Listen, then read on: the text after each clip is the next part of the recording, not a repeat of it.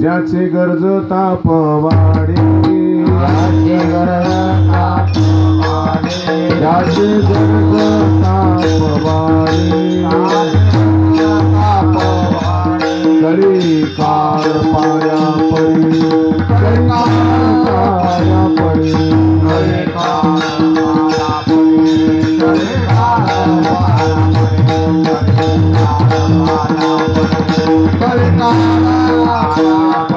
लोहा पंढरीचा राणा, पंढरीचा राणा, लोहा पंढरीचा राणा, लोहा पंढरीचा राणा, उसाचा तो वठराजना, उसाचा तो वठराजना, उसाचा तो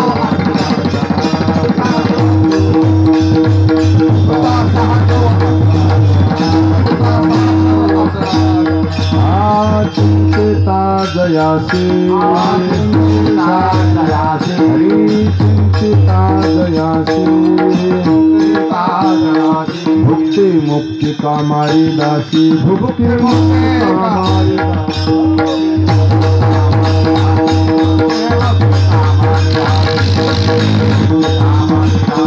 भुक्ति मुक्ति लोहा पंढरीचा राणा, पंढरीचा राणा, लोहा पंढरीचा राणा, उसाचा तो वठराजना, उसाचा तो वठराजना,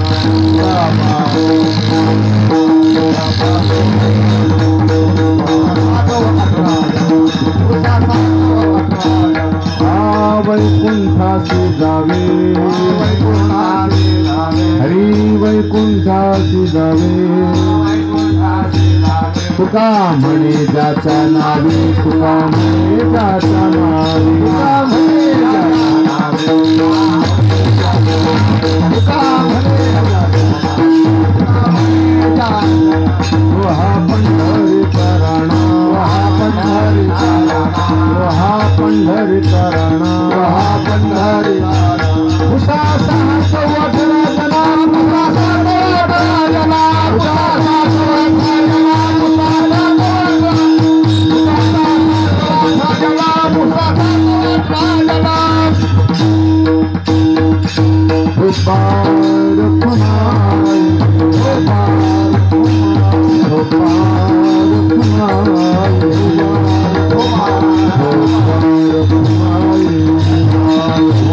गोपाल कुमार,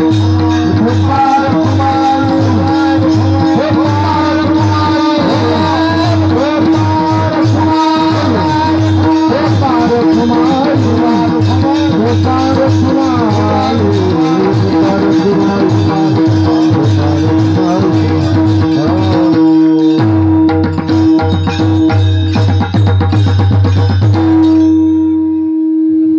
भले महाराज आणि बबन महाराज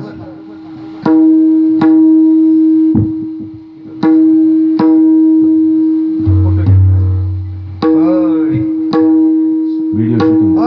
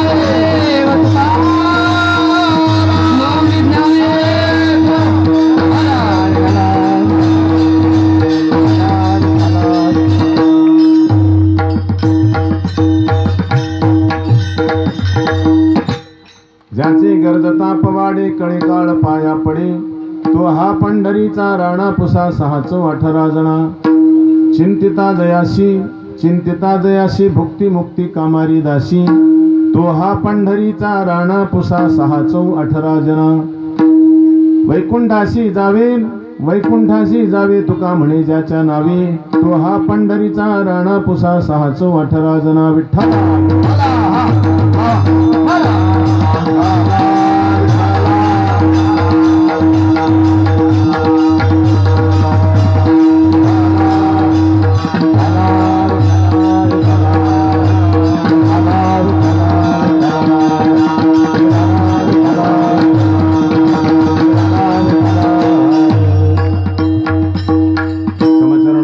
सांद्रणीलांबुदाभं जघनं हितपाणिं मण्डनं मण्डनानां तरुण तुलसीमालांकं धरं कञ्जनेत्रं सुरेधवलहासं विठ्ठलं चिन्तयामि ॐ नमो ज्ञानेश्वरा करुणाकरा दयाला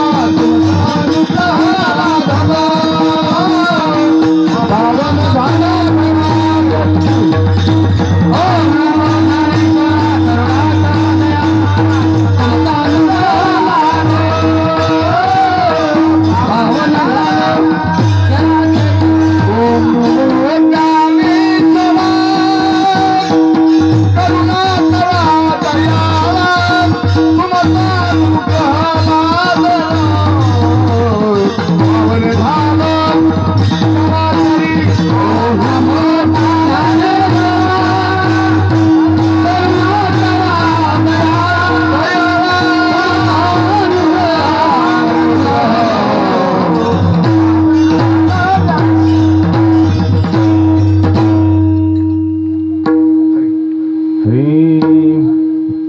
ज्याची गरजता पवाडे कळीकाळ पाया पडे तो हा पंढरीचा राणा पुसा 618 जना प्रस्तुत कीर्तन रूपी सेवेकरता घेतलेला जो अभंग आहे तो आपल्या महाराष्ट्राचे भूषण असणारे संत श्रीमंत जगद्गुरु भगवान संत श्रेष्ठ तुकोबाराय यांचा हा 4 चरणाचा भगवान पांडुरंगरायाच्या सामर्थ्याचं वर्णन करणारा सुंदर असा अभंग आहे.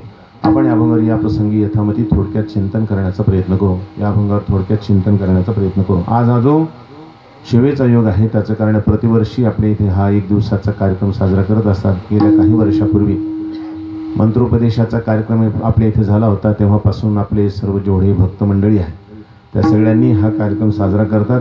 प्रतिवर्षी हा 1 दिवसाचा कार्यक्रम असतो. त्याच संबंधातून आजचाही कार्यक्रम आपण आखला आणि मला थोडा उशीर झाला आणि दुष्काळग्रस्तांना ते निधी वाटपाचा कार्यक्रम खासदार साहेबांनी आग्रह केला आणि मला ते टाळता आलं नाही कारण त्यांनी आपले बरेच कामं केलेले. त्यांनी कामं केले असताना आपण जर जाऊ नये. पुन्हा दुष्काळग्रस्तांसाठी आहे म्हणजे त्या कामासाठी आपण गेलं पाहिजे. या निमित्तानं मी तिथं गेलो होतो. तो उशीर झाला थोडासा. त्याने म्हणे 11:30ला तुम्ही जाऊ शकता. 11ला उद्धव ठाकरे येतील.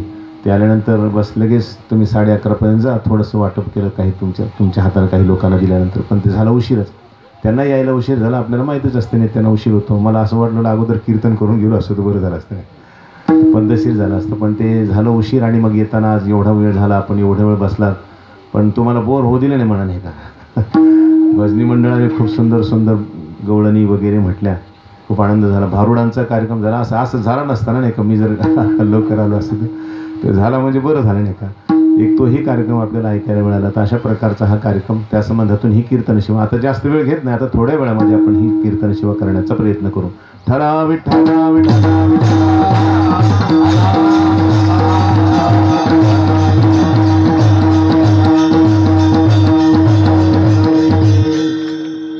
नरदेहात आलेले जे जीव आहेत त्या जीवांकडे जर पाहिलं तर त्या जीवांकडे पाहिल्यानंतर असं वाटतं की ह्यांच्यात काही सामर्थ्य नाही. पण फार मोठं सामर्थ्य या जीवात आहे. पण त्यानं जर काही विशेष अशा प्रकारचं कर्म केलं, त्यानं जर भक्ती मार्गाला लागला, भगवंताची भक्ती जर केली, देवाला आपलंसं केलं तरी फार मोठा लाभ त्याला होऊ शकतो. आणि यासाठी त्याची आपल्याला कल्पना देतात. म्हणून नरदेह दिसायला असा सामान्य आहे. बाकीच्या पशूंचे फार उपयोग असतात पण आपला तेवढा तो उपयोग दिसत नाही. पशु का होत पण या नरका कछूनही होय नाही का असं म्हणतात. काही काही पशु जे असतात ना जन्मभर कामाला येतात. जसं बैल वगैरे असतात बिचारे जन्मभर परोपकाराचं काम करतात आणि मेल्यानंतर सुद्धा त्यांच्या चमड्याच्या आपल्याला पायात घालण्यासाठी पन्हैया म्हणजे पायात घालण्यासाठी चपला बुटं वगैरे वाहनं होतात नाही का. म्हणजे पादत्राणं तयार होतात नाही का. आणि मग त्याने त्या उपकारच केला. मेल्यानंतर सुद्धा त्याच्या शरीराचा उपयोग झाला, उपकार झाला त्याचा. आपलं मात्र असं आहे की आपण जर भगवंताची भक्ती नाही केली, परोपकार नाही केला, तर आपण कोणत्याच कामाचे नाही. इथं कोणाच्या कामाला आलो नाही तर मेल्यानंतर काय होते याच्या नाही पुन्हा काही नाही. या शरीराच्या म्हणजे 3च अवस्था होतात. विपायी आगीत पडे तरी भस्म होऊन उडे, झाले श्वानावर पडे तरी ते विष्ठा नाही का. या चुकी दोही का जा तरी होय कृमीचा पुंजा. जर आपलं शरीर मृत्यूपर्यंत जर समजा अग्नीमध्ये जाळून टाकलं तर राख होते. मग गंगेत नेऊन टाका, कुठं टाकायचे तिथे टाका. आधुनिक लोक म्हणतात ऊसाला टाकलेली बरी नाही का. गंगेत नेऊन तरी काय होतं, ऊसाला टाकलं तरी काही थोडंफार उत्पन्न वाढलं नाही का. आता तिथंच उत्पन्न आलं, ह्यांचं बाकी दुसरीकडे कुठं नाही का. तर सांगायचं तात्पर्य असं आहे की ते भस्म होणे उडे आणि झाले श्वानावर पडे. समजा अग्नीत नाही जाळलं आणि एखाद्या वेळेस कुठं जरी पडलं असेल शरीर, तर एखाद्या कुत्र्याने कोल्ह्याने खाल्लं तर विष्ठा तयार होते त्याची, दुसरं काही नाही. आणि तिसरा प्रकार म्हणजे जर पुरलंच समजा ह्याला शरीराला, तर त्याचं आळ्या पडून असे कृमीचे पुंजे होऊन जातात असं माऊलीचं म्हणणं आहे. गाळ्यांचे बुचके होऊन जातात असे भयानक आळ्या नाही का. ही शरीराची स्थिती होती आपल्या शरीराची. म्हणजे जिवंत असताना कोणाच्या कामाला आलं नाही, मेल्यानंतर सुद्धा कोणाच्या कामाला आलेलं नाही. पण जरी पशु कामाला येत असला तरी पशुपेक्षा सुद्धा एक महान स्थिती माणसाकडे आहे. तो म्हणजे काय, नरकरणी करी तो नरका नारायण होय. जर माणसानं करणी केली तर माणसाचा मनुष्य न राहता मनुष्याचा देव होत असतो. तो एवढं सामर्थ्य त्याच्यामध्ये आहे. म्हणून नरका नारायण होय हे सामर्थ्य शक्ती त्याच्यामध्ये आहे.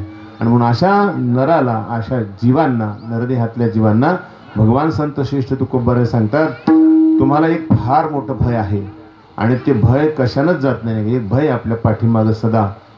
असे व्यवहारामध्ये काही भय असेल की जे कोणाला काही भय बरेचसे असतात नाही का. कोणाला कशाचं भय, कोणाला कशाचं भय. कोणाला म्हातारपणाचं भय असतं, तरुणाला म्हातारपणाचं भय वाटतं. आपण जर म्हातारं झालो तर मग नाही का.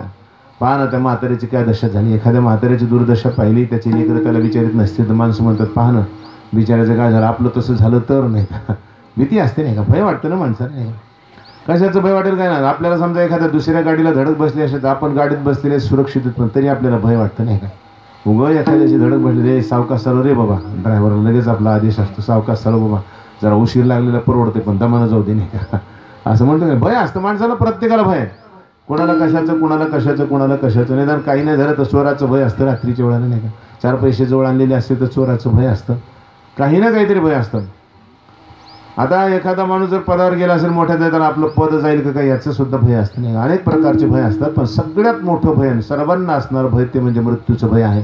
आणि त्याला फार मोठं भय म्हणलेत नाही का. अजा मेला पंजा मेला, बाप मसना नेला, देखत देखत नातू पंतू तोही तैसा झाला. मग काय करा, उठा जागा पाठी, भयाली मोठी पंढरी वाचून तुझा ठाव नाही कोठी. फार मोठं भय तुमच्या आमच्या पाठीमागे लागलं. ते काहींच्या लक्षात आणि काहींच्या लक्षात नसतं. पण भगवान संत श्रेष्ठ तुकोबाराय सर्वांच्या ध्यानात आणून देतात. आपल्या पाठीमागे मोठं भय लागलेलं आहे आणि ते भय जर निवृत्त करायचं असेल, मृत्यूचं भय, तो जो काळ आहे तो सारखा टपून बसलेला आहे. सारखं वाट पाहतो नाही का. आयुष्य मोजावया बैसला मापारी, तू कार्य व्यवहारी संसाराच्या, तो मोजत बसला आयुष्य. तो सावधान आहे, आपण बेसावध आहोत. यासाठी तो काळ जो आहे आपल्यावर टपलेला आहे, तो केव्हा घेऊन जाईल काही सांगता येत नाही. पण तो काळ सुद्धा आपल्याला, आपण त्याच्या पायाला लागण्यापेक्षा त्यानं आपल्याला आपल्या पायाला लागावं. कारण मरणाचं भय आलं की माणूस कोणाचे पाय धरतो नाही का. काही करा पण मला वाचवा नाही का. डॉक्टरचे पाय धरीन, एखादा सोबत आलेला माणूस, बाबा तुझ्या पाया पडतो रे बाबा, तू काही कर पण मला इथं आणलंस तसं काही पण वाचवण्याचा प्रयत्न कर. काय लागायचं ते लागू दे नाही का. पाय धरतो म्हणजे मृत्यूच्या भयानं आपण इतरांचे पाय धरतो, काळाचे पाय धरतो. परंतु एक क्षण असा येईल की जो काळ सुद्धा आपल्या पायाला लागेल. पण त्यासाठी करावं काय लागेल, त्या अभंगाच्या पहिल्या चरणात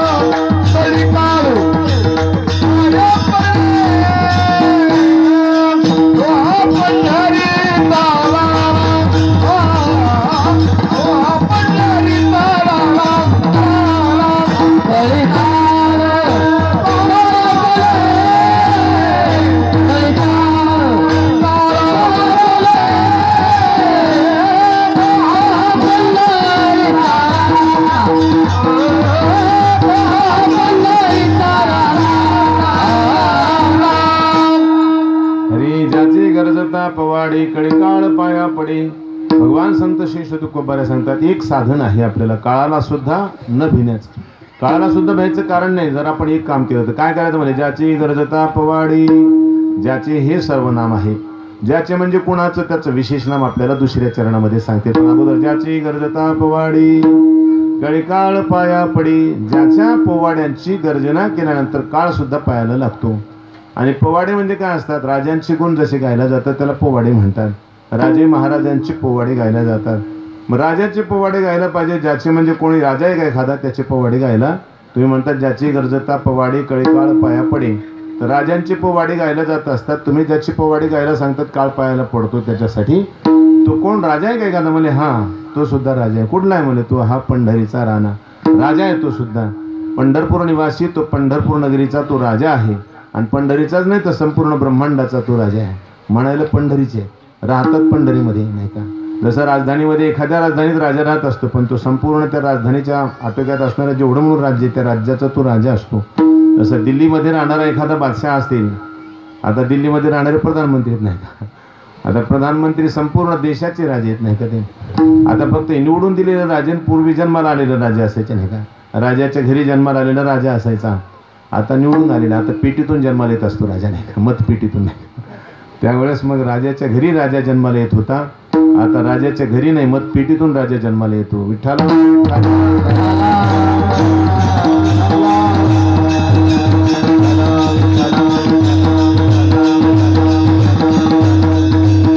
राजा कुठेतरी एखाद्या राजधानी नगरीत राहत असतो पण त्याचं राज्याची मर्यादा जशी सर्वत्र असते तसं राजधानी नगरीमध्ये पंढरपुरामध्ये राहणारे पंढरीचे राजा ते राहतात तिथे. परंतु ते संपूर्ण ब्रह्मांडाचे स्वामी आहेत. संपूर्ण ब्रह्मांडात त्यांचं राज्य. राजधानी जरी पंढरपूर असलं, राजधानी जरी वैकुंठ असलं तरीही पण त्यांचं राज्य मात्र संपूर्ण ब्रह्मांडभर आहे. आणि अशा प्रकारचे जे राजे ज्याची गरजता पवाडी, मग पोवाडे राजाचे गात असतात. मग राजाचे पोवाडे गाणे म्हणजे राजाचे गुण गाणे, राजाच्या सामर्थ्यांचं त्यांच्या शौर्य धैर्याचं वर्णन करणे म्हणजे पोवाडे नाही का. त्यांचे शौर्य धैर्य वगैरे जे आहे त्याचं वर्णन करणं म्हणजे पोवाडे. आता पोवाडे गर्जना करायला पाहिजे असा शब्द वापरला. ज्याची गरजता पवाडे, गर्जता शब्द वापरलाय. ज्याची गाता पवाडे असे म्हणले असे तर हळू स्वरात जमलं असतं, मंत्र सप्तकात जमलं असतं नाही का. पण गरजता म्हणलेत म्हणजे तार सप्तकातच पाहिजे. आणि पवाडा बहुतेक असं खालच्या स्वरात आवडत नसतं नाही का. पवाडा असा मंत्र सप्तामध्ये हळू जर गायला लागलं तर नाही जमत नाही का. असं उंचच पाहिजे ते. चौथ्या पट्टीमध्ये आणि ते पुन्हा उंच स्वरात जेवढं डबल होईल तेवढा डबल गायला पाहिजे नाही का. आणि जेवढं उंच गायला जातं तेवढं चांगलं वाटतं नाही का. म्हणून जे उंच गाणारे गायकच नाही ते जास्त प्रसिद्ध आहेत. हळूहळू म्हणणारे आपले आहेत धकवा धकवीचं काम नाही. उंच म्हणणाऱ्याची जास्त प्रसिद्धी असते नाही का. म्हणून सांगायचं तात्पर्य असं उंच जे गातात पोवाडे ते पोवाडे गाण्यासाठी तार सप्तकातून गायचे असतात. म्हणून त्यांना तार सप्तक म्हणजे 3 सप्तक असतात पेटीमध्ये. पहिलं सप्तक 7 असतात ना, सारे गम प ध नि सा, हे 7 पहिले असतात सुरुवातीला. तर ते खालचा स्वर असतो एकदम. त्याच्यानंतर मध्यम स्वर असतो त्याला मध्य सप्तक म्हणतात नाही का. शेवटी तार सप्तक, मंद्र, मध्य आणि तार नाही का. तर हे 3 सप्तक असतात. तर तार सप्तक म्हणजे एकदम उंच नाही का. त्याला स्वर लावायला जरा चांगलंच ताकदच पाहिजे नाही का. जर ताकद नसेल तर स्वर फाटतो म्हणे का, कोणीकडे जातो मग ते काही गोड वाटत नाही. मग त्याच्यापेक्षा हळूहळू म्हणलेलं बरं नाही का. येतच का लगेच विठ्ठला विठ्ठला.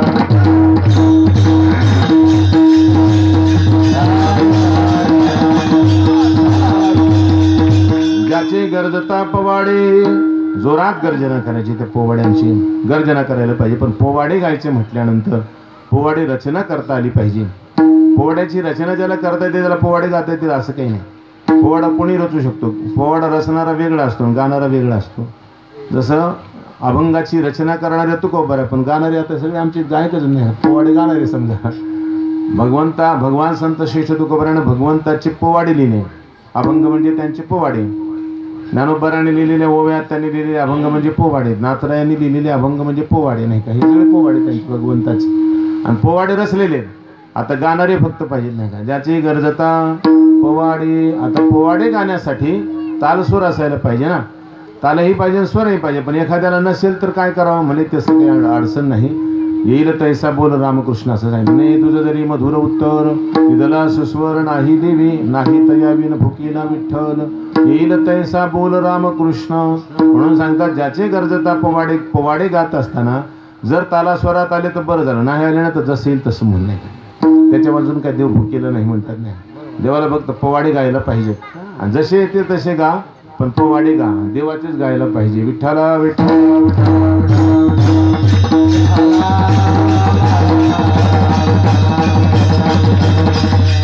इथं राजाचे पोवाडे गायल्यानंतर राजा प्रसन्न होऊन त्या पोवाडे गायकाला म्हणजे शाहीरला भरपूर दक्षिणा देत होता नाही का, भरपूर धन देत होता. ज्या शाहिराचे पोवाडे आवडले तो शाहीर श्रीमंत झाला म्हणायचं नाही का. राजा त्याला पाहिजे ते द्यायचं, मागेल ते द्यायचं नाही का. जमीन जुमला पैसा अडका सोनं नाणं जे मागेल ते.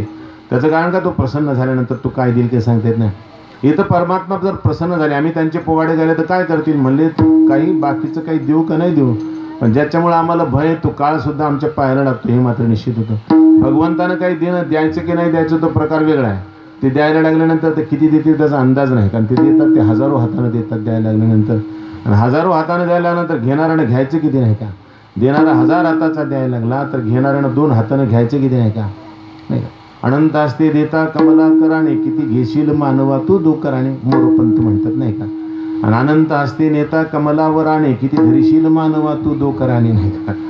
समजा देणारा 1000 हाताचा आहे, तसं नेणाराला सुद्धा 1000 हातात बरं का. नेणारा तोच आणि देणारा तोच. देताना 1000 हाताने देतो तेव्हा घेणं होत नाही माणसाला. किती घ्यावं 2 हाताने, आपल्याला हात घ्या 2 आणि तो द्यायला 1000 हाताने किती घ्यावं नाही. इकडचं घ्यावं का तिकडचं घ्यावं का तिकडचं घ्यावं नाही, परेशानी नाही का. 1000 हाताने द्यायला लागला आणि नेताना न्यायला ते 1000 हाताने नेतात, किती धरावं माणसाला नाही का.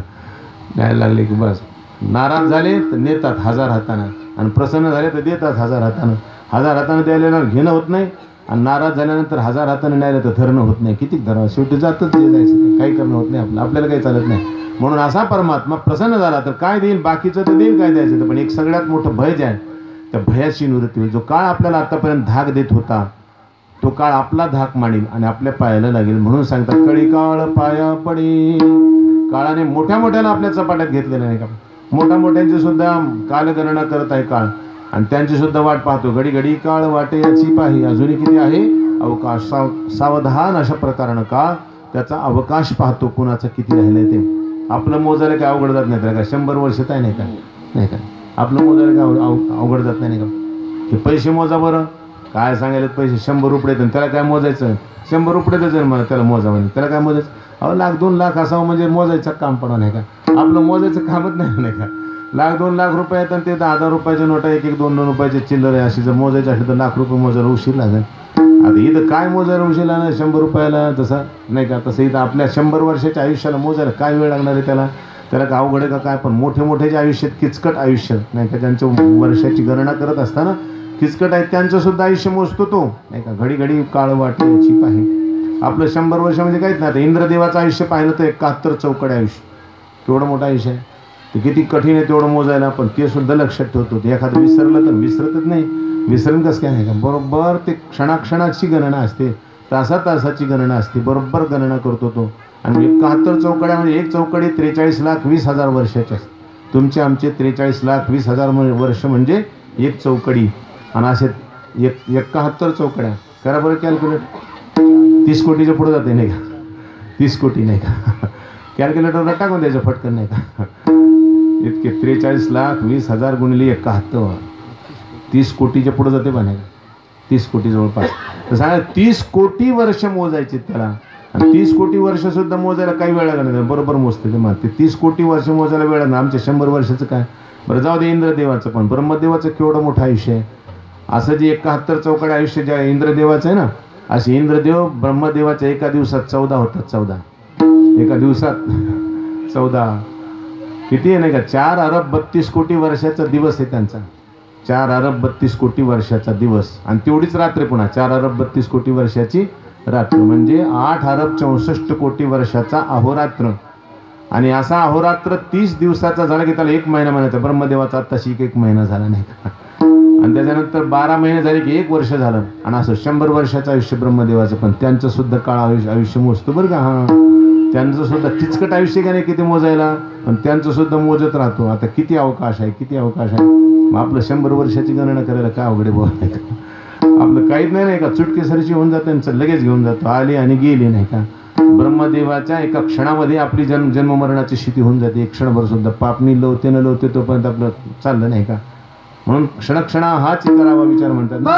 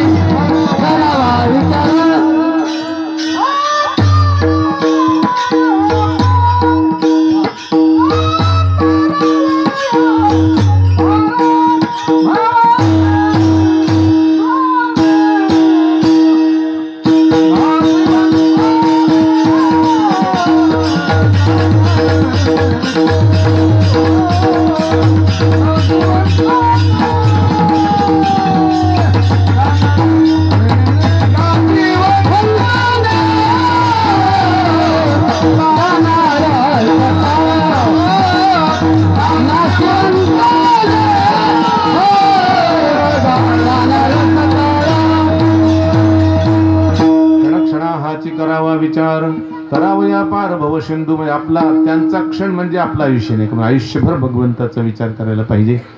पुन्हा एका ठिकाणी सांगतात ना, देवाची द्वारी उभा क्षणभरी. क्षणभरी म्हणजे आयुष्यभरी, आपलं आयुष्य. आणि ब्रह्मदेवाचा एक क्षण म्हणजे आपलं संपूर्ण आयुष्य आहे. आयुष्यभर जर आपण भगवंताच्या द्वारात उभं राहिलो, म्हणजे भगवंत प्राप्तीच्या साधनेमध्ये जर स्थिर राहिलो, तर मग तेव्हाच आपल्याला पुढे तिन्ही मुक्ती 40 साधी. आयुष्यभर भगवंताचं चिंतन करावं लागेल, तेव्हा तिन्ही मुक्ती 40 साधी. क्षण म्हणजे तिथं आपला क्षण नाही, त्यांचा क्षण नाही. त्यांचं क्षण म्हणजे आपलं समग्र आयुष्य. तर मग विचार करा, अशा महान महान आयुष्य ज्यांचं आहे त्यांच्या सुद्धा आयुष्याची गणना करायला काळ जरा मागं पुढे पाहत नाही, आणि त्यांना सुद्धा आपल्या चपेट्यात घेतल्याशिवाय राहत नाही. पण जो भक्त भगवंताच्या पोवाड्याची गर्जना करतो त्याच्या मात्र हा पायाला लागतो. म्हणून सांगतात, ज्याची गर्जता पवाडी कळीकाळ पाया पडे. पाया पडलं का कोणाच्या? तुकोबारा म्हणजे कोणाचे मला माहित नाही, माझ्याच पाया पडला नाही का. जगा काळ खाय आम्ही माथा दिला पाय. दुसऱ्याचं कशाला सांगू म्हणले नाही का, माझंच सांगतो म्हणले. आपल्याला मात्र सांगता येणार नाही ते आणखी नाही का. आपल्याला जेव्हा होईल त्याच्यापर्यंत तेव्हा सांगते, पण सध्या आपण त्यांचा अनुभव सांगू शकतो, आपला नाही. विठ्ठला विठ्ठला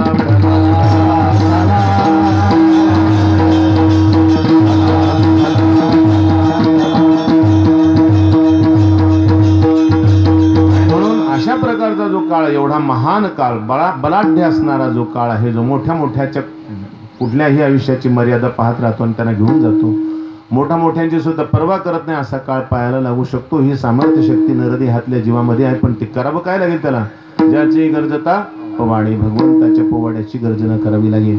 आणि याच्यामध्ये पोवाडे म्हणजे भगवंताचं नाम सुद्धा येतं बरं का, कारण भगवंताच्या नामात सुद्धा भगवंताचे पोवाडेच गालेले. राम म्हणण्यामध्ये सर्वांच्या मनाला रमवून टाकतात म्हणून राम, कृष्ण म्हणण्यामध्ये सगळ्यांच्या मनाला आकर्षण करून घेतात म्हणून कृष्ण. हे पोवाडेच येत नाही का त्यांचे? हरी म्हणण्यामध्ये सगळ्यांचे पाप हरण करतात म्हणून हरी, नाही का, म्हणजे त्यांचे पोवाडेच आहेत. ह्या रामकृष्ण हरी म्हणणं सुद्धा भगवंताचा पोवाडा आहे. येत नाही का दुसरा कोणता पोवाडा? न येऊ द्या, रामकृष्ण हरी म्हणा. हा जरी पोवाडा गायला तरी भगवंत प्रसन्न होतील, आणि काळ त्याच्या भगवंताच्या कृपेने काळाचे सुद्धा काही सत्ता चालणार नाही, काळ सुद्धा पाहायला लागेल. मग बाकीचं कोणता पोवाडा येत नसला तर रामकृष्ण हरी येते का? जमणार. जरी राम कृष्ण हरी ही म्हणायला आवड जात असेल तर नुसतं राम राम म्हटलं तरी चालेल नाही. राम राम राम राम राम राम चालेल. आणि तेवढं येत नसेल तर मारा मारा म्हणलं तरी चालेल नाही का. मारा मारा. कोणाचा जास्त राग येत असेल तर मारा माराच म्हणत जाऊ नसतं, पण म्हणत जाऊ सारखं नाही का. म्हणजे मारा मारा म्हणता म्हणता राम राम होते नाही का. मग सांगायचं तात्पर्य असं आहे, कुठल्याही प्रकारानं पोवाडे जरी गायले भगवंताचे, तर भगवंताचे पोवाडे गायल्यानं काय होईल की काळ सुद्धा पायाला लागेल. यासाठी सांगतात, कळी काळ पाया पडे. पण कोण येते? ज्याचे तुम्ही सांगितले. ज्याचे म्हणजे कोण? ते तर तुम्ही सर्वनाम सांगितलं. विशेष कोण येते? ज्यांचं नाम आहे ही.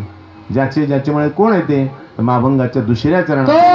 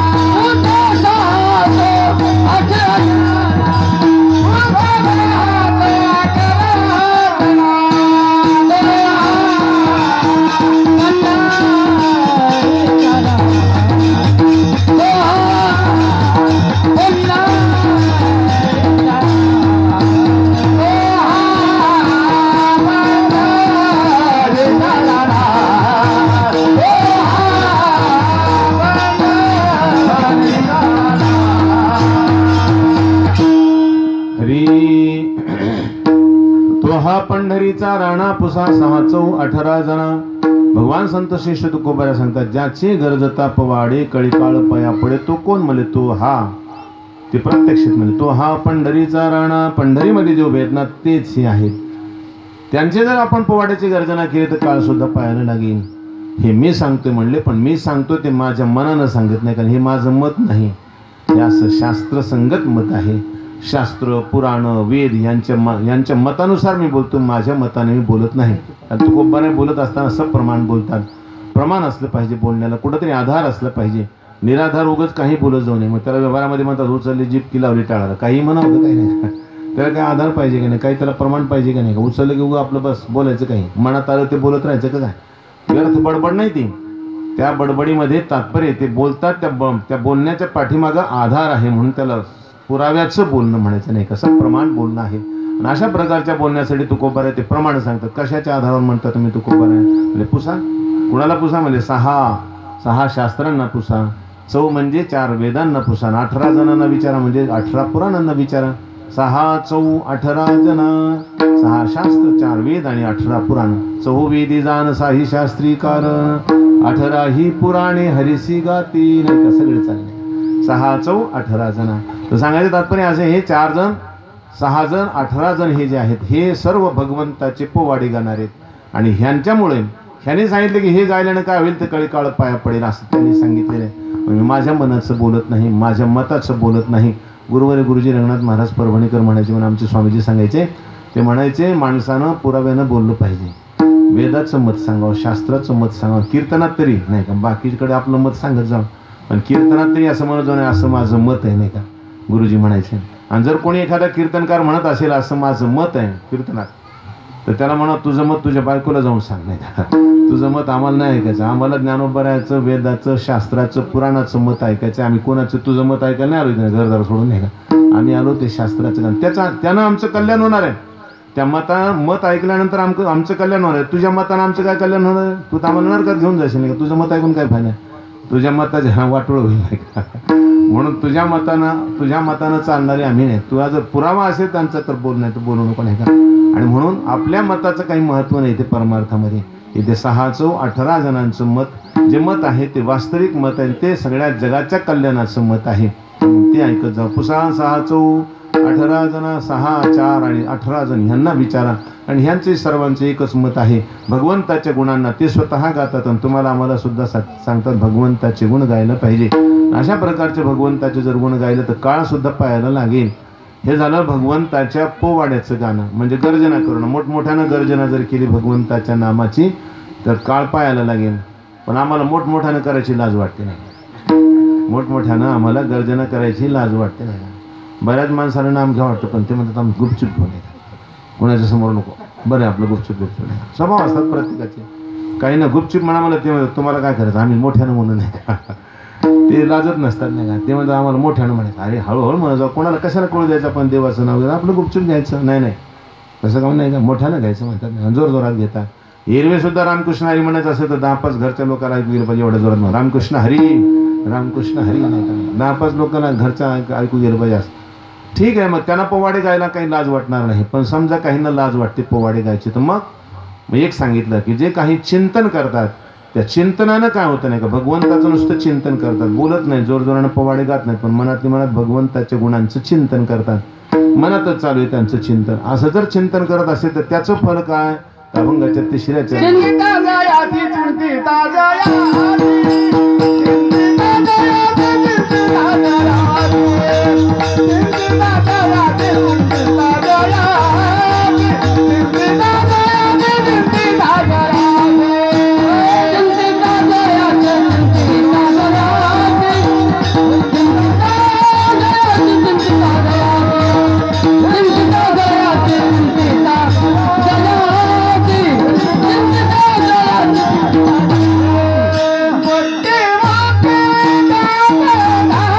हमारे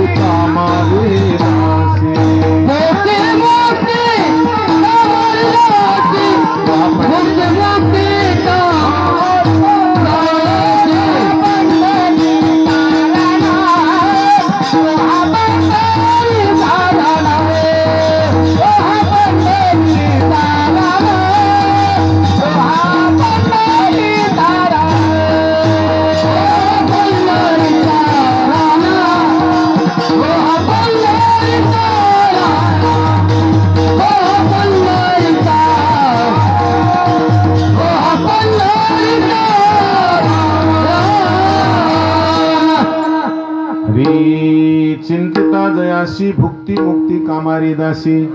भगवंताचं जर आम्ही चिंतन केलं, हे कोणाला कळत नसतं, आपल्यालाच माहित असतं. देवालाही कळतं आपण केलेलं चिंतन. आपलं चिंतन आपल्याला माहित आणि आपल्या अंतराला जाणणारा जो परमात्मा त्याला माहिती. तो अंतरात्मा आहे सर्वांचा, म्हणून त्याला माहिती. न सांगता तुम्हा कळू इति अंतर विश्वी विश्वंभर परिहार क्षीण लगे. देवाला म्हणावं लागत ना, देवा मी का नाही तुमचं सकाळी दररोज काकडं भजन करतो. एक दिवशी गेला होता दररोज करतो म्हणतो, नाही का? मग देवा मी का नाही दररोज तुमच्या काकडा भजनाला जात असतो. देव मग तुम्हाला माहिती कधी जातोस ते, नाही का? हे जरी नाही म्हणले ते देवाला माहिती आहे ना. हा, त्या वरच्या देवाला माहिती आहे.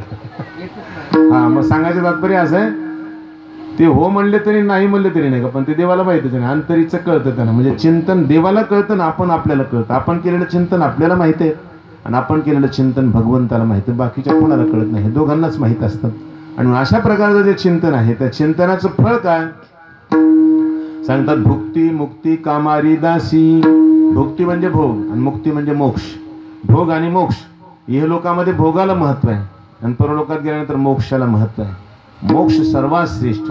आणि हे लोकांमध्ये जे शास्त्रविहित भोग आहेत ते महत्वाचे. शास्त्राने जे विहित भोग सांगितलेले तेच भोग घ्यायला पाहिजे. शास्त्रविरुद्ध जर भोग घ्यायला गेला माणूस तर नरकाला जावं लागत असतं.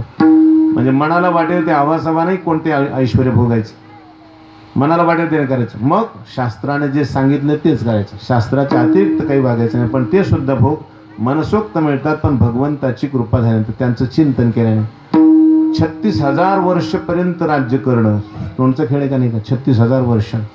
आता त्या काळात आयुष्य तशाच प्रकारचं होतं, नाही का? 1,00,000 वर्षाचं आयुष्य होतं. त्याच्यामध्ये 36,000 वर्ष त्यांनी राज्य केलं. म्हणजे आपले 36 वर्षच समजा, नाही, आपले 36 वर्ष म्हणजे त्यांचे 36,000 वर्ष. त्या काळात आयुष्याची मर्यादा तशी होती ना, म्हणून त्यांना ते तेवढं होतं, नाही का? सत्ययुगामध्ये 1,00,000 वर्षाचं आयुष्य असायचं म्हणतात मानवाला. आणि म्हणून त्यांनी 36,000 वर्ष राज्य केलं ध्रुव महाराजांनी. आणि त्यांनी भगवंताचं चिंतन केलं. चिंतन केल्यामुळे त्यांना भोग मिळाले. म्हणजे 36,000 वर्षपर्यंत निष्कंटक राज्य. तरी पण कमी नाही झालं. 7 पंचवार्षिक योजना म्हणजे थोड्यात काय, नाही का? 7 पंचवार्षिक योजना पूर्ण अगदी म्हातारच झाली की समजा ते राज्य करता करता, नाही का? राज्य करायला बहुतेक 20-21 वर्षी लागतो. आता तुम्हाला वाटतं नेत्यानं तिकडे जायचं म्हणल्यानंतर निदान 25-30 वर्षाच्या पुढेच लागते ना, आधार, नाही का? 25-30 वर्षाच्या नंतर. आणि त्याच्यात ग्रामपंचायतच्या सदस्यापासून सुरुवात असल्यावर आमदार व्हायला किती वर्षी लागतात, नाही का? पांढरी केस झाल्यावरच नाही, नंतरच नंबर लागतो, नाही का? याच्यानंतर म्हणजे म्हातारे झाले ना. आता पुन्हा 36 वर्ष म्हणजे पूर्ण एकदा ज्यावेळेस मिळालं तर म्हातारा होईपर्यंत, नाही का, त्याला राज्य मिळालं समजा. तर सांगायचं तात्पर्य आहे 36,000 वर्षपर्यंत राजवैभव भोगायचं आणि त्याच्यानंतर पुन्हा मोक्ष पद, नाही का, ध्रुवपदाची प्राप्ती करून घ्यायची. ज्या पदाला कधी क्षय नसतो. यद गतवान निवर्तन्ते तद्धाम परमम. अशा प्रकारची परमपदाची प्राप्ती होते भगवंताचं चिंतन केल्याने. म्हणून चिंतिता जयासी भुक्ती मुक्ती कामारी दासी. भोग म्हणजे भुक्ती आणि मोक्ष म्हणजे मुक्ती, नाही का? आपल्याला मुक्ती सुद्धा पाहिजे, भुक्ती सुद्धा पाहिजे. आपल्याला इथं भुक्तीची गरज आहे, भोगांची आवश्यकता आहे, पण आपल्याला मोक्षाची सुद्धा गरज आहे, बरं का? काही माणसं म्हणते सगळ्याला भोगच पाहिजे, तो मोक्ष नाही पाहिजे. पण मोक्ष सुद्धा पाहिजे, लक्षात घ्या. आपल्याला सुख पाहिजे की नाही?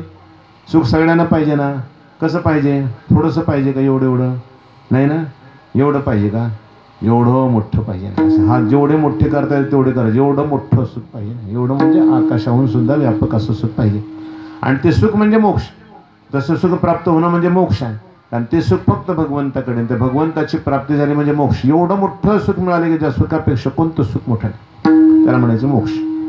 आणि असं दुःख जाते की त्या दुःखाचं कधी तोंडच पाहायला मिळत नाही. त्रिविध तापांची झाली बोळवण देखिला चरण वैष्णवांचे. त्रिविध तापाची बोळवण होऊन जाते. त्रिविध ताप कुठल्याच प्रकारनं राहत नाही.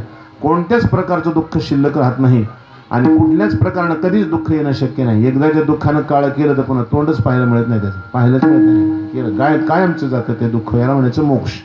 दुःखानं कायमचं घर सोडून जावं आणि सुखाने घर सोडून कधी जाऊच नाही. अशा प्रकारची स्थिती त्याला म्हणायचं मोक्ष. आणि तो कुणाला नको आहे? सगळ्यांना पाहिजे. मग त्यांना कशाने मिळेल ते मोक्ष? म्हणजे चिंतिता जयासी भुक्ती मुक्ती कामारी दासी. मोक्ष मिळेल, पण इथलं काही मिळेल का? इथलंही मिळेल नाही. इथे घाबरू नका.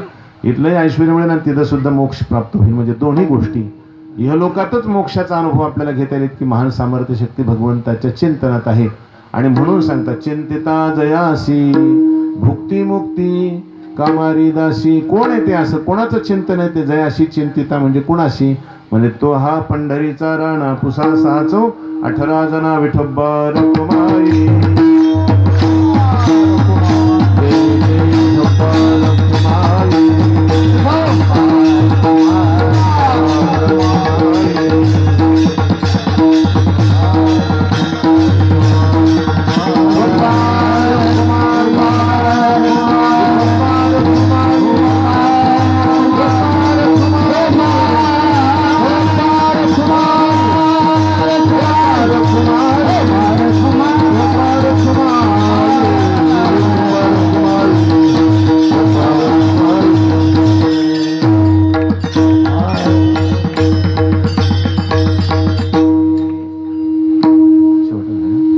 हरी ज्याचे गरजता पवाडे कळीकाळ पाया पडे तो हा पंढरीचा राणा पुसा साचो 18 जना चिंतिता जयाशी भुक्ती मुक्ती कामारी दासी.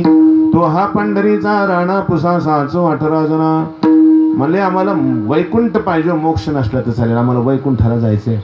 वैकुंठ फार सुखाचं आहे म्हणतात आम्हाला ते वैकुंठात जायचंय. वैकुंठाला जायला काय करावं लागेल जसं स्वर्गाला जायला 100 अश्वमेध यज्ञ करावे लागतात आणि ते यथासांग पूर्ण झाले पाहिजे. त्याच्यात थोडंसंही उणीव नाही झाली पाहिजे. 100ला 100 अश्वमेध यज्ञ पूर्ण झाले पाहिजे आणि 100व्या अश्वमेध यज्ञात नक्कीच इंद्रिय विघ्न आणतात. म्हणून बऱ्याच लोकांचे मोठ्या मोठ्याचे सुद्धा 100 अश्वमेध यज्ञ पूर्ण होत नाहीत आणि त्यांना काही स्वर्गातला राजा बनता येत नाही. आणि ब्रह्मदेव व्हायचं असेल तर मग म्हणतात काय करतात शतैक जन्मा जन्मोनी ब्रह्मकर्मा करी तोच ब्रह्मा अनुनोहे. 100 जन्म ब्राह्मणाचे घ्यायचे आणि 100ही जन्मात ब्राह्मणाचं यथासांग कर्म पार पडायचं. 100 जन्म थोडे कमी नाही पडलं पाहिजे आणि मग त्याला होता येतं ब्रह्मदेव. तसं आम्हाला वैकुंठाला जायचं असेल तर वैकुंठ त्या ब्रह्मदेव ब्रह्मलोकापेक्षा सुद्धा श्रेष्ठ. तिथं जायचं असेल तर काय करावं लागेल तिथं फारच अवघड असेल नाही. हा हा तर मग तेच सांगायचं आता. तर सांगायचं तात्पर्य असं आहे की अशा प्रकारानं वैकुंठ स्वर्गाला जायला 100 अश्वमेध यज्ञ करावं लागतात. किती कठीण आहे का अश्वमेध यज्ञ करणं. आणि त्यानंतर 100 जन्म ब्राह्मणाचे घ्यायचे. ब्राह्मणाचेच मिळतील काय सांगते ते नाही का. 100 जन्म ब्राह्मणाचे घेऊन ब्रह्मकर्म यथासांग करायचं कुठं चूक नाही झाली पाहिजे म्हणजे ब्रह्मलोक. वैकुंठाला जायला तर फारच अवघड असेल म्हणजे काहीच नाही फार सोपे म्हणले. अभंगाच्या शेवटच्या चर्चा वैकुंठाची जावे वैकुंठाची जावे वैकुंठाची जावे वैकुंठाची जावे वैकुंठाची जावे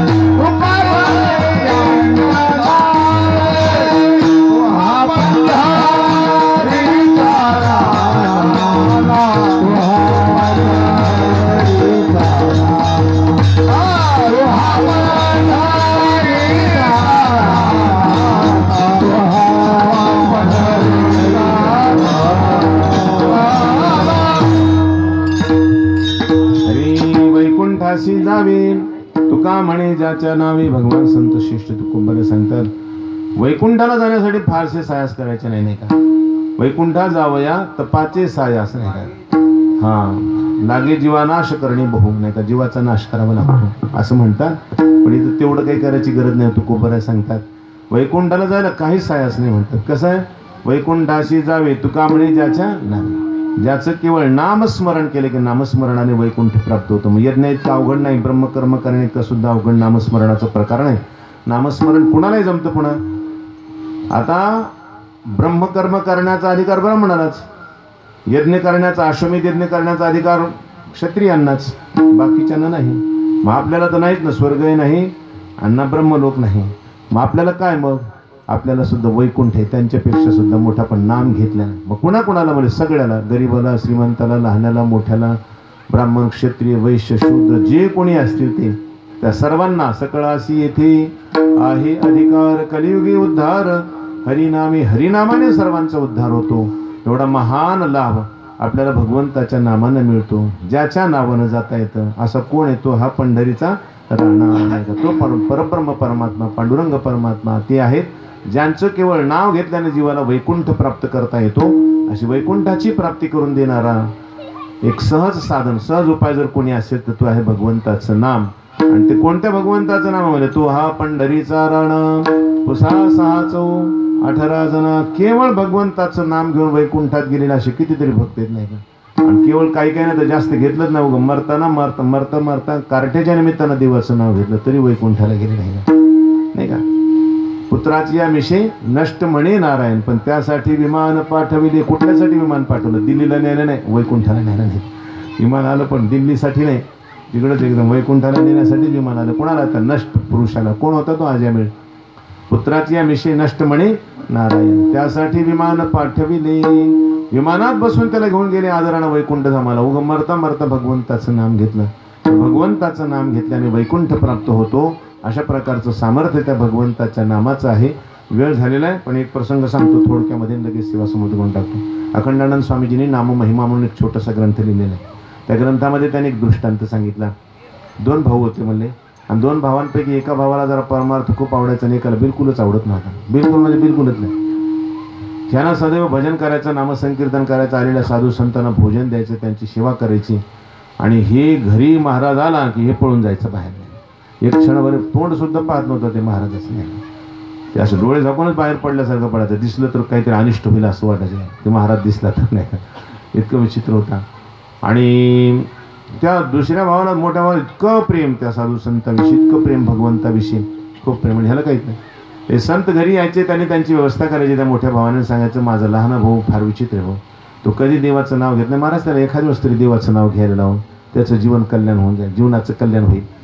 पण हे महात्मे म्हणायचं तर काय करू, आम्हाला वाटते म्हणायला लावा, पण ती समोरच येत नाही, वाराच लागू देत नाही, तर सांगावं काय त्याला नाही का. समोर आलं तर माणूस सांगेल का नाही, समोरच नाही आल्यावर काय सांगावं त्याला. जराही वारा लागू देत नाही, कोणीकडे पळून जाते कळतच नाही. काही दिवसानंतर एक पंजाबचे महात्मा आले होते.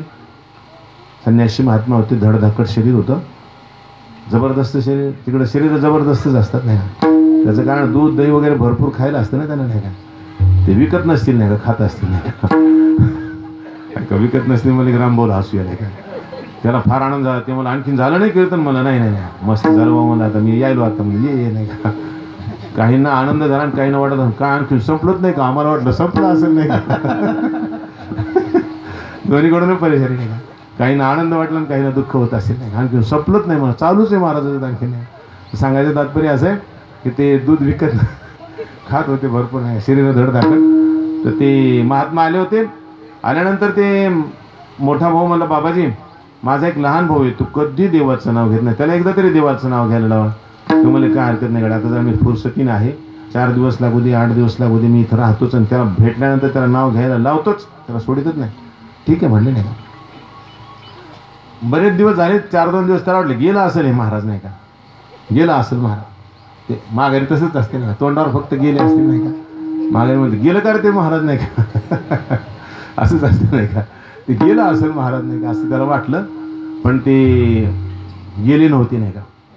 आज असा एक दिवशी ते सहज अचानक नाही का, अचानक तो आला, त्याला काही माहीत नव्हतं गेले का नाही. ते अचानक आलं की महाराजांना हातच धरला त्याचा. त्याला माहित होतं हेच येते लहान भाऊ. हात धरला की म्हणे राम मन, एकदा म्हणे नाही म्हणत राम मन, मला कसंच म्हणत नाही मन, राम मन म्हणे नाही म्हणत. म्हणलं तर म्हणतो की नाही म्हणे जाय, नाही म्हणत. तिकडं जा, जा म्हणत, जा सुद्धा जाय नाही म्हणत. नाही म्हणे जा. मला हे बघ, तू राम म्हणल्याशिवाय तुझं मन कुठं सोडित नाही, असं गच्च धरलं होतं नाही का. आणि ह्याला सोडून घेता येणार नाही का, ताकदच नव्हती त्याच्यात नाही का. महात्म्याची ताकद तशी जबरदस्त. म्हणजे तू शिवी दे काही कर, पण राम म्हणल्याशिवाय तुला सोडित नाही का. काय कर, बाकी तू मला मारू तर शकतच नाही, तुझ्या ताकदच नाही तेवढी. मग तू काय शिव्या द्यायच्या तेवढ्या, फक्त तोंडानं शिव्या दे, पण तुला राम म्हणल्याशिवाय सोडणार नाही का. हे मला नवीनच महाराज आहे नाही का असला, काय उगत नसलेला मला भेटला, असं काय करू आता. बऱ्याच वेळा असं झ्याझ्या झाली त्यांची दोघांची. आणि थोड्या वेळानंतर त्याला असं राग आला, तर मला काही कर पण राम तर म्हणणारच नाही. काय म्हणलं, काही कर पण राम तर म्हणणारच नाही. म्हणजे जाय आता, जाय झालं काम म्हणले, आता नको म्हणू, काम झालं, राम तर म्हणणार नाही म्हणून राम म्हणला की नाही, जाय. पण एक लक्षात ठेव, हे जाता जाता सांगितलं, हे बघ हे नाम कोणाला विकू नको बघ, काही भावात विकू नको, कोणी काही देतो मला तरी देऊ नको हे नाम. ठीक आहे, मला ह्याला काय त्याची किंमत माहिती, पण झालं ते जन्मभर पाप करत गेला. फक्त एकच रामनामाचं पुण्य होतं. मेल्यानंतर यमराजानं जेव्हा त्याचं पुण्य पाहिलं, तर एक रामनामाचं पुण्य होतं, बाकी सगळं पापच पाप होतं. यमराजानं त्याला विचारलं, मला तुझ्याकडे फक्त एकच पुण्य रामनामाचं, त्या एका वेळेला घेतलेल्या रामनामाच्या पुण्याच्या बद्दल तुला काय मागायचं ते माग. तुला अगोदर पुण्याचं फळ भोगायचं का पापाचं सांगते, मला पुण्याचंच भोगायचं आपल्याला अगोदर. आणि काय पाहिजे सांग त्याचं. एक रामनाम घेतलंस त्याच्याबद्दल तुला काय द्यायचं, तुम्हाला काय असते तर मला कुठं माहिती आहे, तुम्हालाच काय द्यायचं ते, मी नाही मागणार.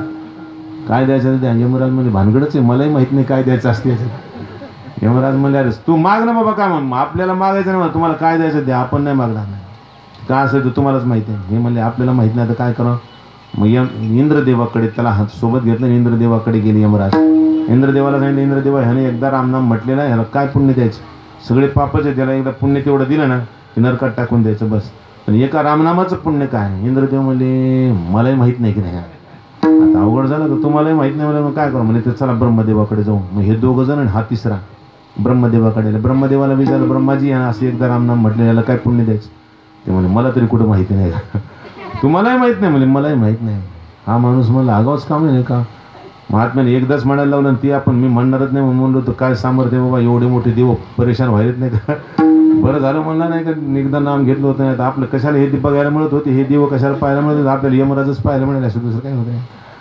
पण ते सगळेजण तिघजण विचार करतात, मला भगवान शंकर आहेत ना, ते दररोज रामनाम घेतात, रात्रंदिवस रामनामाचं जप असतो, त्यांना माहीत असेल नाही.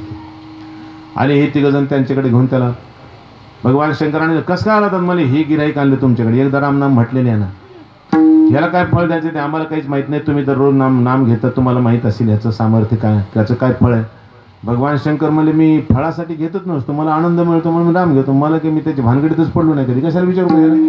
म्हणजे तुम्हालाही फळ माहीत नाही, म्हणजे मलाही माहीत नाही.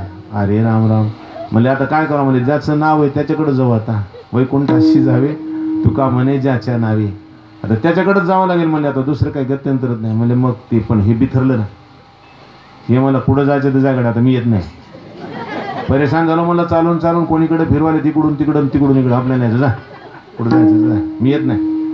ते म्हणजे बाबा एवढंच चल ना, एकदाच फक्त, आता कोण मग यायचंच नाही मला आपल्याला, काय पुढं विचारून यायचं द्या, काय द्यायचं द्या, मला नाही यायचं, पागल तर होतच ना ते का, यायचंच नाही मला. मग देव म्हणले, अरे तसं करू नको बाबा, काहीतरी तसं चल आता, एवढं नाही जमत मला, आपल्याला येत नाही. हे म्हणजे आता कसं करावं, ह्याला तर न्यावत लागेल तिथं, नाही तर नाही नेलं तर कसं सांगतील देऊ. म्हणजे मग पालखीत बसेल का, पालखीत बसून मला, हां पालखीत बसल्यावर येतो नाही का, पालखीला कोण आहे, मग हे चौघजणच नाही काय, बसवलं त्याला पालखीत निघाले नाही. वैकुंठात आल्यानंतर देव म्हणजे माणूस जबरदस्ती दिसतो का, चारी देवाला पालखीला तर पण आले नाही का, ये उठले, त्याचं स्वागत केलं, त्याला आपल्या अर्ध्या आसनावर बसवलं.